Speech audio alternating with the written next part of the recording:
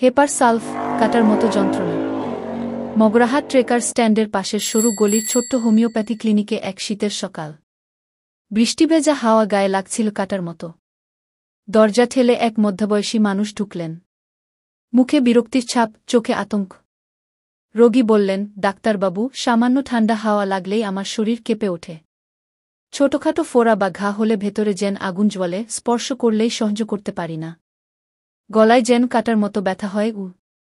চিকিৎসক জিজ্ঞাসা করলেন, আপনার ব্যথা কি খুব তীব্র হয়? রাগ কি তাড়াতাড়ি হয়? রোগী উত্তর দিলেন, হ্যাঁ, সামান্য বিরক্তিতেই রাগ ওঠে।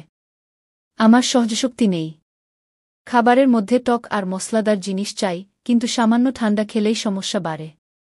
উষ্ণ কিছুর জন্য ভেতরে একরকম টান থাকে। চিকিৎসক মাথা নেড়ে নোট নিচ্ছিলেন। তার মনে পড়ছিল হেপারসলফ রোগীর লক্ষণ: অল্প ঠান্ডাতেই ভেঙে পড়া, উষ্ণতার জন্য অদ্ভুত আকর্ষণ, শরীর ও মনের অতিরিক্ত সংবেদনশীলতা। রোগী বলছিলেন, রাতের বেলা অতিরিক্ত ঘাম হয়, বিশেষ করে মাথায় ও ঘাড়ে। চিকিৎসক জানতে চাইলেন, পিপাসা কেমন? রোগী বললেন, খুব বেশি নয়, তবে মাঝে মাঝে অল্প অল্প জল চাই। গরম ঘরে থাকতে ভাল লাগে না, আবার ঠান্ডাও সহ্য করতে পারি না। যেন দুই দিকেই যন্ত্রণা।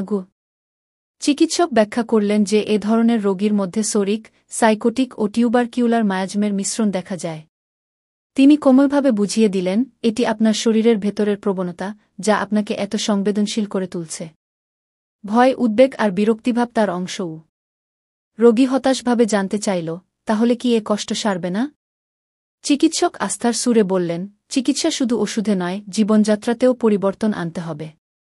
উষ্ণ খাবার খান, ঠান্ডা বাতাস এড়িয়ে চলুন। আর মনের শান্তিও জরুরি।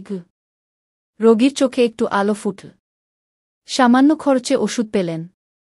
বেরিয়ে যাওয়ার সময় তিনি যেন স্বস্তির নিঃশ্বাস ফেললেন। ক্লিনিকের বাইরে তখনও বৃষ্টির ফোঁটা পড়ছিল, কিন্তু ভেতরে একজন সমাজসেবক চিকিৎসকের আন্তরিক সেবায় এক অসহায় প্রাণ নতুন আশার আলো খুঁজে পেল।